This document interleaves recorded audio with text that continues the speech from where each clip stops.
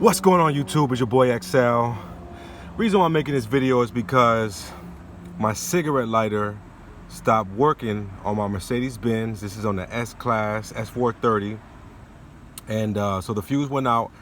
So I went ahead and found the fuse location for the vehicle, which has a cover, comes with a cover here like this. And so I used a flathead screwdriver. I actually used this side here, which was in the trunk of my car. And then I pried it open, used a little force, because there's clips that are all in here, which keeps it together. So in the beginning it's a little bit difficult, but I went ahead and popped it off and found the fuse location for this one, which is 15.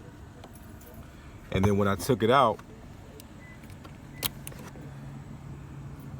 you can see that it's broken. So I went into the trunk of the car and got the actual same one, which is 15, and pop it in there, and I'll be able to charge my phone again. If you have any questions, comments, leave them below. Holla at your boy.